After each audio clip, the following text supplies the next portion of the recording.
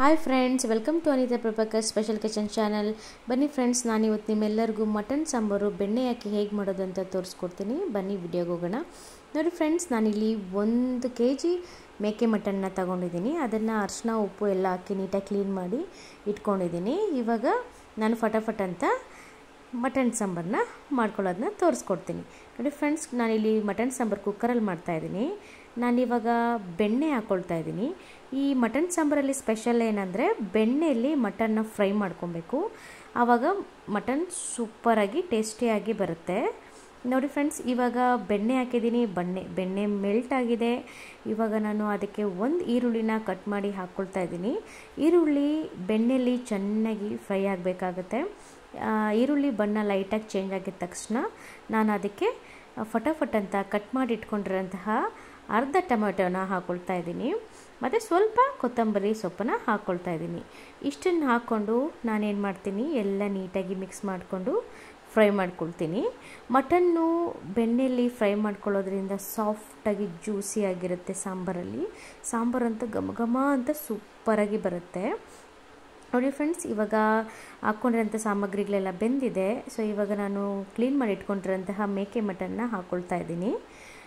Mutton ನೋಡಿ, ತರಬೇಕಾದ್ರೆ ಸ್ವಲ್ಪ ಕೊಬ್ಬಿನ ಅಂಶನೂ ಇರಬೇಕಾಗತ್ತೆ ಮಟನ್ನಲ್ಲಿ. ಆ ಥರ ನೋಡಿಕೊಂಡು ಮಟನ್ನ ತಗೊಳ್ಳಿ. ನೋಡಿ ಫ್ರೆಂಡ್ಸ್, ಇವಾಗ ಎಲ್ಲ ನೀಟಾಗಿ ಮಿಕ್ಸ್ ಮಾಡಿ ಕೊಟ್ಕೊಂಡು ಮಟನ್ನ ಫ್ರೈ ಮಾಡ್ಕೊಳ್ಳೋಣ. ಅದಕ್ಕೆ ಬೇಯವಾಗಲೇ 1 ಟೇಬಲ್ ಸ್ಪೂನ್ ಉಪ್ಪನ್ನ ಹಾಕ್ಕೊಳ್ತಾ ಇದ್ದೀನಿ. ಯಾಕಂದರೆ ಮಟನ್ ಎಲ್ಲ ಉಪ್ಪಿನ ಅಂಶ ಹಿಡ್ಕೊಂಡು ಬೆಂದರೆ ಸಖತ್ತಾಗಿರುತ್ತೆ ತಿನ್ನೋವಾಗ. ಮಕ್ಕಳೆಲ್ಲ ಮನೆಯವರೆಲ್ಲ ಇಷ್ಟಪಟ್ಟು ಮಟನ್ನ ತಿಂತಾರೆ. ನೋಡಿ ಫ್ರೆಂಡ್ಸ್, ಇವಾಗ ಇದೇ ರೀತಿ ನೀರು ಹಾಕದೆ ಬೆಣ್ಣೆಲ್ಲೇ ಮಟನ್ನ ಫ್ರೈ ಮಾಡ್ಕೋಬೇಕಾಗತ್ತೆ. ಇವಾಗ ಬೆಣ್ಣೆಯಲ್ಲಿ ಮಟನ್ ಆಲ್ಮೋಸ್ಟ್ ಎಲ್ಲ ಬೆಂದು ರೆಡಿ ಇದೆ.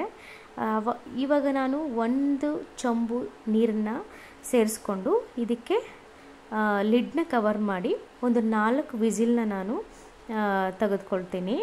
4 ವಿಸಿಲ್ ತೆಗೆದುಕೊಂಡ್ರೆ ಮಟನ್ನು ನೀಟಾಗಿ ಸಂಪೂರ್ಣವಾಗಿ ಒಂದು 90% ಬೆಂದೋಗಿರುತ್ತೆ. ಇವಾಗ ಆ ಮಟನ್ ಬೇಯೋಷ್ಟರಲ್ಲಿ ಫಟಾಫಟ್ ಅಂತ ಮಟನ್ ಸಾಂಬಾರಿಗೆ ಬೇಕಾಗಿರುವಂಥ ಮಸಾಲೆನ ರೆಡಿ ಮಾಡ್ಕೊಬಿಡೋಣ. ನೋಡಿ ಫ್ರೆಂಡ್ಸ್, ನಾನಿಲ್ಲಿ ಬಾಣಲಿ ಇಟ್ಟಿದ್ದೀನಿ. ಬಾಣಲಿಗೆ ಕೊಬ್ಬರಿ ಎಣ್ಣೆ ಹಾಕ್ಕೊಳ್ತಾ ಇದ್ದೀನಿ. ನಾನು ಈ ಮಟನ್ ಸಾಂಬಾರಲ್ಲಿ ಗಾಣದ ಕೊಬ್ಬರಿ ಎಣ್ಣೆನ ಹಾಕ್ಕೊಳ್ತಾ ಇದ್ದೀನಿ. ಆರೋಗ್ಯಕ್ಕೆ ತುಂಬ ಒಳ್ಳೆಯದು. ನೀವು ಸಹ ಕೊಬ್ಬರಿ ಎಣ್ಣೆನ ಯೂಸ್ ಮಾಡಿ ಹೆಲ್ತಿಯಾಗಿರ್ಬೋದು. ನೋಡಿ, ಚಕ್ಕೆ ತಗೊಂಡಿದ್ದೀನಿ, ಏಲಕ್ಕಿ ತಗೊಂಡಿದ್ದೀನಿ, ಕರಿಮೆಣಸು, ಸೋಂಪು ಮತ್ತು ಜೀರಿಗೆ, ಲವಂಗ ಇಷ್ಟನ್ನು ಹಾಕ್ಕೊಳ್ತಾ ಇದ್ದೀನಿ. ಎಣ್ಣೆಯಲ್ಲಿ ಅದ್ರ ಫ್ಲೇವರೆಲ್ಲ ಬಿಟ್ಟಾಗಿದೆ. ಅದಕ್ಕೆ ನಾನು 2 ಕಟ್ ಮಾಡಿ ಇಟ್ಕೊಂಡಿರೋಂತಹ ಈರುಳ್ಳಿನ ಸೇರಿಸ್ಕೊಳ್ತಾ ಇದ್ದೀನಿ. ಈರುಳ್ಳಿ ಚೆನ್ನಾಗಿ ಸಾಫ್ಟಾಗಿ ಫ್ರೈ ಆಗೋವರೆಗೂ ನಾವು ಫ್ರೈ ಮಾಡ್ಕೊಳ್ಬೇಕು. ನೋಡಿ ಫ್ರೆಂಡ್ಸ್, ಅದ್ರ ಜೊತೆಗೆ ನಾನು ಬೆಳ್ಳುಳ್ಳಿನ ಹಾಕ್ಕೊಳ್ತಾ ಇದ್ದೀನಿ. ನಾನಿಲ್ಲಿ 1.5 ದೊಡ್ಡ ಬೆಳ್ಳುಳ್ಳಿನ ಹಾಕ್ಕೊಳ್ತಾ ಇದ್ದೀನಿ. ಮತ್ತು ಒಂದು ಬೆರಳಷ್ಟುದ್ದ ಶುಂಠಿ ಹಾಕ್ಕೊಳ್ತಾ ಇದ್ದೀನಿ. ಮತ್ತು ಅರಿಶಿಣ, ಇದು ಬೆಳೆದಿರೋಂತಹ ಅರಿಶಿಣನ ಒಂದು 2 ಇಂಚು 2 ಇಂಚ್ ಇರ್ಬೋದು, ಇದು ಕಟ್ ಮಾಡಿ ಹಾಕ್ಕೊಳ್ತಾ ಇದ್ದೀನಿ. ಇವಾಗೆಲ್ಲ ಸೇರಿಸ್ಕೊಂಡು ಮಿಕ್ಸ್ ಮಾಡಿ ಕೊಟ್ಬಿಡೋಣ. ಆದಷ್ಟು ಅರಿಶಿಣನ ಬೆಳ್ಕೊಳ್ಳಿ. ಮನೆ ಹತ್ರ ಜಾಗ ಇರೋರು, ತುಂಬ ಆರೋಗ್ಯಕ್ಕೆ ಒಳ್ಳೆಯದಾಗಿರುತ್ತೆ. ಫ್ರೆಂಡ್ಸ್, ಇವಾಗ ಕುಕ್ಕರ್ ವಿಸಿಲ್ ಬರ್ತಾ ಇದೆ. ಇದು 2ನೇ ವಿಸಿಲ್ ಬರ್ತಾ ಇದೆ. ಇನ್ನು 2 ವಿಸಿಲ್ ನಾನು ತೊಗೊತೀನಿ. ಟೋಟಲ್ 4 ವಿಸಿಲ್ಸ್ ತಗೊಳ್ತಾ ಇದ್ದೀನಿ. ಇವಾಗ ಟೊಮೆಟೊ ಹಾಕ್ಕೊಳ್ತಾ ಇದ್ದೀನಿ. ನಾನಿಲ್ಲಿ ಅರ್ಧ ಟೊಮೆಟೊನ ಹಾಕ್ಕೊಳ್ತಾ ಇದ್ದೀನಿ. ಮತ್ತು ಪುದೀನ ಸೊಪ್ಪು 1 ಇಡಿ, ಕೊತ್ತಂಬರಿ ಸೊಪ್ಪು 1 ಇಡಿನ ಹಾಕ್ಕೊಳ್ತಾ ಇದ್ದೀನಿ. ಇದೆಲ್ಲ ನೀಟಾಗಿ ಮಿಕ್ಸ್ ಮಾಡಿ ಕೊಡೋಣ. ನೋಡಿ ಫ್ರೆಂಡ್ಸ್, ಎಷ್ಟು ಕಲರ್ಫುಲ್ಲಾಗಿ ಕಾಣಿಸ್ತಾ ಇದೆಯಲ್ಲ, ಇದಕ್ಕಿಂತ ಹೆಚ್ಚು ರುಚಿಯಾಗಿ ಸಾಂಬಾರು ಟೇಸ್ಟಾಗಿ ಬರುತ್ತೆ. ನೋಡಿ ಫ್ರೆಂಡ್ಸ್, ಇವಾಗ ಮಸಾಲೆ ಎಲ್ಲ ಫ್ರೈ ಆಗಿದೆ. ಅದಕ್ಕೆ 1 ಟೇಬಲ್ ಸ್ಪೂನ್ ಗಸಗಸೆ ಹಾಕ್ಕೊಳ್ತಾ ಇದ್ದೀನಿ, 1 ಟೇಬಲ್ ಸ್ಪೂನ್ ಕಡಲೆಪಪ್ಪನ್ನ ಸೇರಿಸ್ಕೊಳ್ತಾ ಇದ್ದೀನಿ. ಇವಾಗ ನಾನು 1 ಇಡಿ ಆಗೋಷ್ಟು ತೆಂಗಿನಕಾಯಿನ ಹಾಕ್ಕೊಳ್ತಾ ಇದ್ದೀನಿ. ಫ್ರೆಶ್ಶಾಗಿ ಒಡ್ಕೊಂಡಿರೋಂಥ ತೆಂಗಿನಕಾಯಿ. ನೋಡಿ ಫ್ರೆಂಡ್ಸ್, ಇವಾಗೆಲ್ಲ ಮಿಕ್ಸ್ ಮಾಡಿ ಕೊಡೋಣ. ತೆಂಗಿನಕಾಯಿ ಜಾಸ್ತಿ ಫ್ರೈ ಆಗೋದೇನು ಅವಶ್ಯಕತೆ ಇಲ್ಲ. ಇವಾಗೆಲ್ಲ ಮಸಾಲೆ ಫಟಾಫಟ್ ಅಂತ ರೆಡಿ ಆಗೋಯಿತು. ಅದಕ್ಕೆ ಧನಿಯಾ ಪುಡಿ 3 ಟೇಬಲ್ ಸ್ಪೂನ್ನ ಹಾಕ್ಕೊಳ್ತಾ ಇದ್ದೀನಿ. 1.5 ಟೇಬಲ್ ಸ್ಪೂನ್ ಅಚ್ಚು ಖಾರದ ಪುಡಿನ ಹಾಕ್ಕೊಳ್ತಾ ಇದ್ದೀನಿ. ನೀವು ನಿಮ್ಮ ಖಾರಕ್ಕೆ ತಕ್ಕಂತೆ ನೀವು ಖಾರದ ಪುಡಿನ ಸೇರಿಸ್ಕೊಳ್ಳಿ. ನೋಡಿ ಫ್ರೆಂಡ್ಸ್, ಇವಾಗ ಸ್ಟವ್ ಆಫ್ ಮಾಡಿದ್ದೀನಿ. ಇವಾಗ ಮಸಾಲೆ ಎಲ್ಲ ನೀಟಾಗಿ ಮಿಕ್ಸ್ ಮಾಡ್ತೀನಿ. ಈ ಥರ ಎಲ್ಲ ಮಸಾಲೆ ನೀಟಾಗಿ ಮಿಕ್ಸ್ ಮಾಡಿ ಕೊಟ್ಟಮೇಲೆ ತಣ್ಣಗಾಗೋಕ್ಕೆ ನಾನು ಬಿಡ್ತೀನಿ. ಈ ಮಸಾಲೆ ಸಂಪೂರ್ಣವಾಗಿ ತಣ್ಣಗಾಗಿದೆ ನೋಡಿ.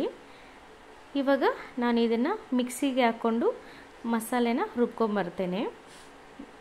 ನೋಡಿ ಫ್ರೆಂಡ್ಸ್, ಈ ರೆಸಿಪಿನ ಒಂದ್ಸತಿ ಟ್ರೈ ಮಾಡಿ, ಸೂಪರಾಗಿ ಬರುತ್ತೆ. ಟ್ರಸ್ಟ್ ಮೀ, ಮನೆಯವರೆಲ್ಲ ಇಷ್ಟಪಟ್ಟು ಪದೇ ಪದೇ ಮಟನ್ ಸಾಂಬಾರು ಈ ರೀತಿ ಮಾಡೋಕ್ಕೆ ಕೇಳ್ತಾರೆ.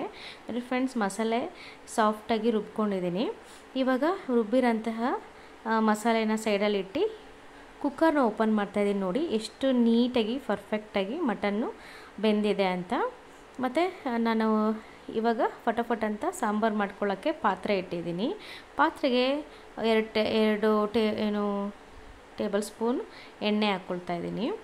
ಎಣ್ಣೆ ಕಾದಿದ ತಕ್ಷಣ ಅದಕ್ಕೆ ನೋಡಿ ಸ್ಟಾರ್ ಫ್ಲವರು ಮತ್ತು ಪೆಪ್ಪರು ಮತ್ತು ಕಲ್ಲುವ್ವ ಅಂತಾರಲ್ವ, ಮತ್ತು ಪಲಾವ್ ಎಲೆ, ಈ ಥರ ಸ್ಪೈಸಿ ಐಟಮ್ಸ್ನ ಹಾಕ್ಕೊಳ್ತಾ ಇದ್ದೀನಿ. ಇದೆಲ್ಲ ಸ್ವಲ್ಪ ಫ್ರೈ ಆಗಬೇಕು. ಆಗಿದ ತಕ್ಷಣ ನಾವಿವಾಗ ರುಬ್ಬಿಟ್ಕೊಂಡಿರೋಂತಹ ಮಸಾಲೆನ ನಾನು ಸೇರಿಸ್ಕೊಳ್ತಾ ಇದ್ದೀನಿ. ಈ ಮಸಾಲೆನ ಒಂದು 5 ನಿಮಿಷ ನಾವು ಎಣ್ಣೆಲೇ ಬೇಯಿಸ್ಕೊಳ್ಬೇಕಾಗುತ್ತೆ. ಯಾಕಂದರೆ ಚೆನ್ನಾಗಿ ಎಣ್ಣೆಯಲ್ಲಿ ಬೇಯೋದ್ರಿಂದ ಹಸಿ ಸ್ಮೆಲ್ ಏನಾದಿದ್ರೆ ಹೋಗುತ್ತೆ. ನಾವು ಫ್ರೈ ಆಲ್ರೆಡಿ ಮಾಡ್ಕೊಂಡಿರೋದ್ರಿಂದ ಜಾಸ್ತಿ ಹೊತ್ತೇನು ಫ್ರೈ ಮಾಡ್ಕೊಳ್ಳೋದು ಬೇಡ.